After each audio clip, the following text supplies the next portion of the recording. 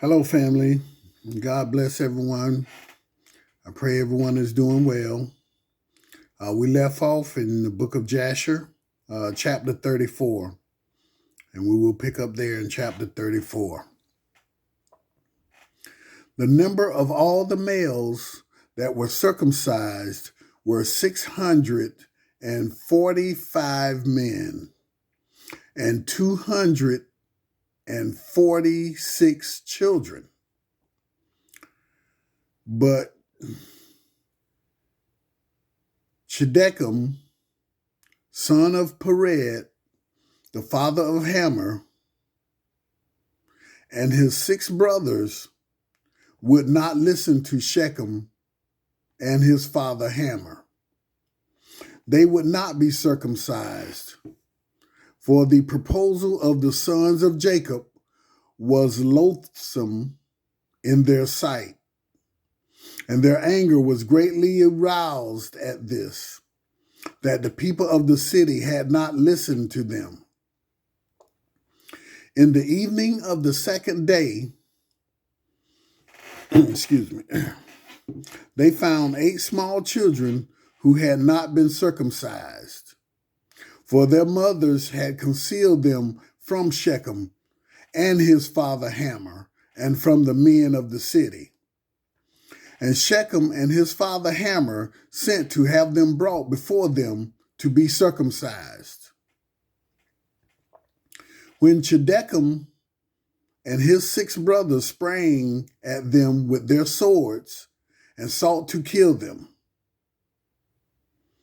and they sought to kill also Shechem and his father Hamor, and they sought to kill Dinah with them on account of this matter. They said to them, "What is this thing that you have done? Are there no women among the daughters of your brothers, the Canaanites, that you wish to take to yourselves daughters of the Hebrews, whom ye knew not before, and will do this act which your fathers never commanded you? Do you imagine that you will succeed through this act which you have done? And what will you answer in this affair to your brothers, the Canaanites, who will come tomorrow and ask you concerning this thing?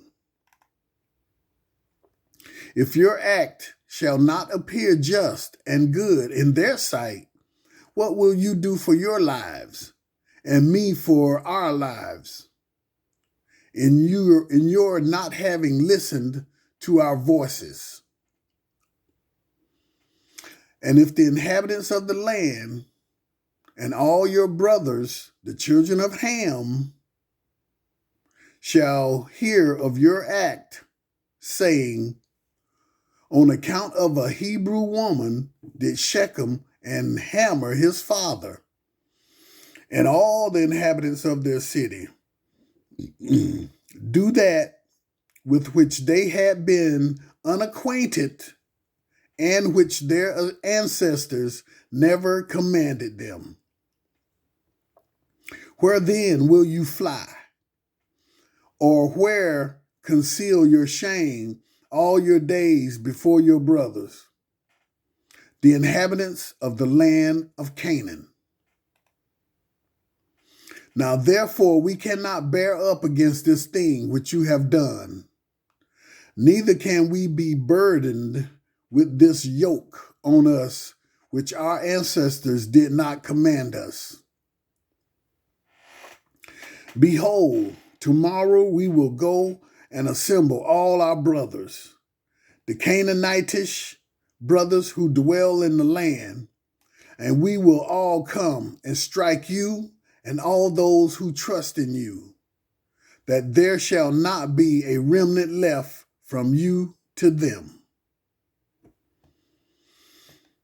And when Hamor and his son Shechem and all the people of the city heard the words of Shedechem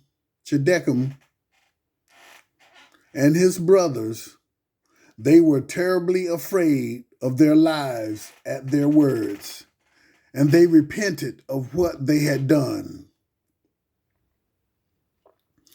And Shechem and his father Hamor answered their father Chiddekem and his brothers, and they said to them, all the words which you spoke to us are true.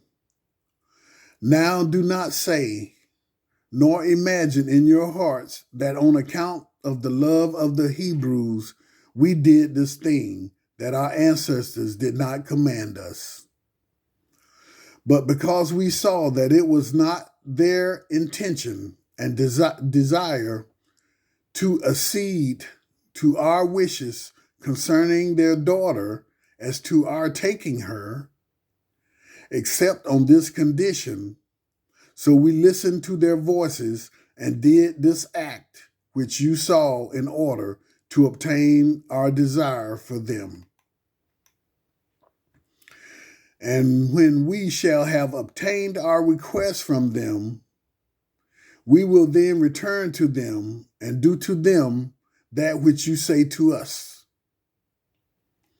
We petition you then to wait and tarry until our flesh will be healed, and we again become strong.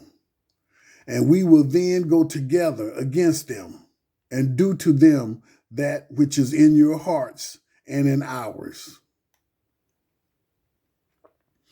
And Dinah, the daughter of Jacob, heard all these words from Chiddekem and his brothers had spoken, and what Hamor and his son Shechem and the people of their city had answered them. She hurried and sent one of her maidens, that her father had sent to take care of her in the house of Shechem, to Jacob her father and to her brothers, saying, thus did Chiddekem and his brothers advise concerning you. And thus did Hamor and Shechem and the people of the city answer them. And when Jacob heard these words, he was filled with wrath, and he was indignant at them, and his anger was set ablaze against them. And Simon and Levi swore and said, as the Lord lives, the Elohim of the whole earth, by this time tomorrow, there shall not be a remnant left in the whole city.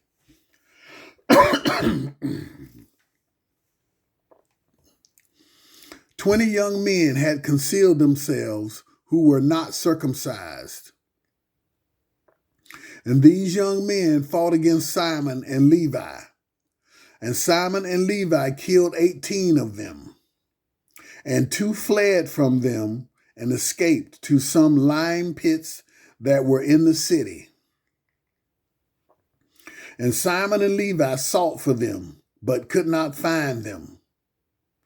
And Simon and Levi continued to go about in the city, and they killed all the people of the city at the edge of the sword, and they left none remaining. There was a great consternation in the midst of the city, and the cry of the people of the city ascended to heaven, and all the women and children cried aloud. And Simon and Levi killed all in the city. They left not a male remaining in the whole city. And they killed Hamor and Shechem, his son, at the edge of the sword. And they brought away Dinah from the house of Shechem, and they went from there. The sons of Jacob went and returned, and came on the slain, and spoiled all their property, which was in the city and the field. And while they were taking the spoil, 300 men stood up and threw dust at them, and struck them with stones. Then Simon turned to them, and he killed them all with the edge of the sword. And Simon turned before Levi and came into the city. They took away their sheep and their oxen and their cattle, and also the remainder of the women and little ones. And they led all these away. They opened the gate and went out and came to their father Jacob with vigor. When Jacob saw all that they had done to the city and saw the spoil that they took from them, Jacob was very angry at them. And Jacob said to them, "What is this that you have done to me? I have obtained rest among the Canaanitish inhabitants of the land. None of them meddled with me. And now you have done this to make me obnoxious to the inhabitants of the land, among the Canaanites and the Perizzites, and I am but of a small number. They will all assemble against me and kill me when they hear of your work with their brothers, and I and my household will be destroyed." Simon and Levi and all their brothers with them answered their father Jacob and said to him, "Behold, we live in the land. And shall Shechem do this to our sister? Why are you silent at all that Shechem has done? And shall he deal with our sister as with a harlot in the streets?" The number of women whom Simon and Levi took captives from the city of Shechem, whom they did not kill, was 85 who had not known man. And among them was a young damsel of beautiful appearance and well favored, whose name was Bunah, B-U-N-A-H, Bunah. And Simon took her for a wife. And the number of the males which they took captives and did not kill was 47 men, and the rest they killed. All the young men and women that Simon and Levi had taken captives from the city of Shechem were servants to the sons of Jacob and to their children after them, until the day of the sons of Jacob going forth from the land of Egypt. And when Simon and Levi had gone forth from the city, the two young men that were left, who had concealed themselves in the city and did not die among the people of the city, rose up. These young men went into the city and walked about in it, and found the city desolate, without man, and only women weeping. And these young men cried out and said, "Behold, this is the evil which the sons of Jacob, the Hebrew, did to this city in their having this day destroyed one of the Canaanitish cities, and were not afraid of their lives of all the land of Canaan." These men left the city and went to the city of Tapnach. And they came there and told the inhabitants of Tapnach all that had befallen them, and all that the sons of Jacob had done to the city of Shechem.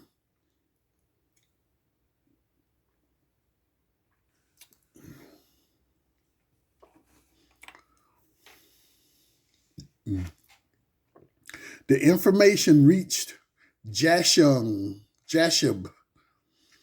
king of Tapnach, and he sent men to the city of Shechem to see those young men. For the king did not believe them in this account, saying, "How could two men lay waste such a large town as Shechem?" The messengers of Jashub came back and told him, saying, "We came to the city, and it is destroyed. There is not a man there, only weeping women. Neither is any flock or cattle there, For all that was in the city, the sons of Jacob took away. Jashub wondered at this, saying, how could two men do this thing to destroy so large a city, and not one man able to stand against them? For the like has not been from the days of Nimrod, and not even from the remotest time has the like taken place. And Jashub, king of Tapnach, said to his people, be courageous, and we will go and fight against these Hebrews, and do to them as they did to the city. We will avenge the cause of the people of the city. Jashub, king of Tapnach, consulted with his counselors about this matter, and his advisors said to him, alone you will not prevail over the Hebrews, for they must be powerful to do this work to the whole city.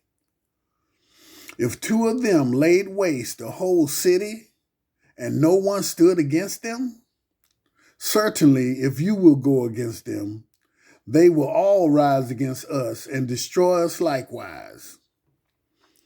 But if you will send to all the kings that surround us, and let them come together, then we will go with them and fight against the sons of Jacob. Then you will prevail against them.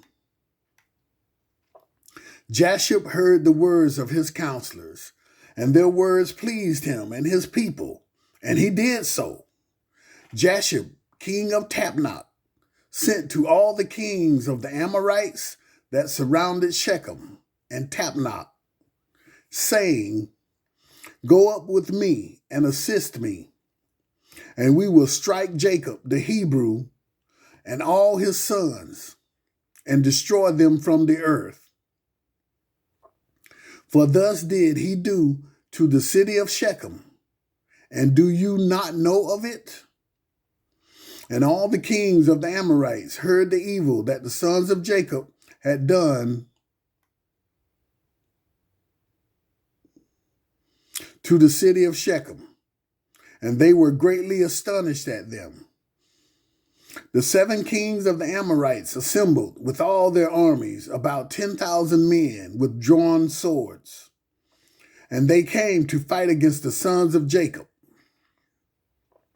Jacob heard that the kings of the Amorites had assembled to fight against his sons, and Jacob was greatly afraid. It distressed him. And Jacob exclaimed against Simon and Levi, saying, what is this act that you did? Why have you injured me, to bring against me all the children of Canaan, to destroy me and my household? For I was at rest, even I and my household. And you have done this thing to me and provoked the inhabitants of the land against me by your proceedings. Judah answered his father, saying, was it for naught my brothers Simon and Levi killed all the inhabitants of Shechem? Certainly it was because Shechem had humbled our sister and went contrary to the command of our Elohim to Noah and his children. For Shechem took our sister away by force and committed fornication with her. Shechem did all this evil, and not one of the inhabitants of his city interfered with him to say, why will you do this? Certainly for this, my brothers went and struck the city, and the Lord delivered it into their hands, because its inhabitants had gone contrary to the commands of our Most High. Is it then for naught that they have done all this? Now why are you afraid or distressed? And why are you displeased at my brothers? And why is your anger set ablaze against them? Certainly our Elohim, who delivered into their hand the city of Shechem and its people. He will also deliver into our hands all the Canaanitish kings who are coming against us, and we will do to them as my brothers did to Shechem. Now be tranquil about them and cast away your fears, but trust in the Lord, our God, and pray to him to assist us and deliver our enemies into our hands. Judah called to one of his father's servants, "Go now and see where those kings who are coming against us are situated with their armies." And the servant went and looked far off and went up opposite Mount Sihon and saw all the camps of the kings standing in the fields. And he returned to Judah and said, "Behold, the kings are situated in the field with all their camps, a people greatly numerous like the sand on the seashore." And Judah said to Simon and Levi and to all his brothers, "Strengthen yourselves and be sons of valor. For the Lord our Elohim is with us. Do not fear them. Stand forth each man, equipped with his weapons of war, his bow and his sword, and we will go and fight against these uncircumcised men. The Lord is our Most High God. He will save us." They rose up and each put on his weapons of war, great and small, 11 sons of Jacob, and all the servants of Jacob with them. All the servants of Isaac who were with Isaac in Hebron, all came to them equipped in all sorts of war instruments. And the sons of Jacob and their servants, being 112 men, went towards these kings, and Jacob also went with them. And the sons of Jacob sent to their father Isaac, the son of Abraham, to Hebron. The same is Kiriath Arba, saying, "Pray, we beseech you, for us to the Lord our Elohim, to protect us from the hands of the Canaanites who are coming against us, and to deliver them into our hands." Isaac, the son of Abraham, prayed to the Lord for his sons. And he said, "O Lord Elohim, you did promise my father, saying, I will reproduce your descendants as the stars of heaven. And you did also promise me and establish your word. Now that the kings of Canaan are coming together to make war with my children because they committed no violence. Now therefore, O Lord Elohim, Most High God of the whole earth, pervert, I pray you, the counsel of these kings, that they may not fight against my sons, and impress the hearts of these kings and their people with the terror of my sons, and bring down their pride, that they may turn away from my sons. Excuse me. With your strong hand and outstretched arm, deliver my sons and their servants from them. For power and might are in your hands to do all this. And the sons of Jacob and their servants went toward these kings, and they trusted in the Lord, their Elohim. And while they were going, Jacob, their father, also prayed to the Lord and said, O Lord God, powerful and exalted, most high, who has reigned from days of old, from thence till now, and forever.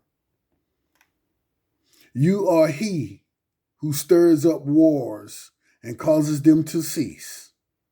In your hand are power and might to exalt and to bring down.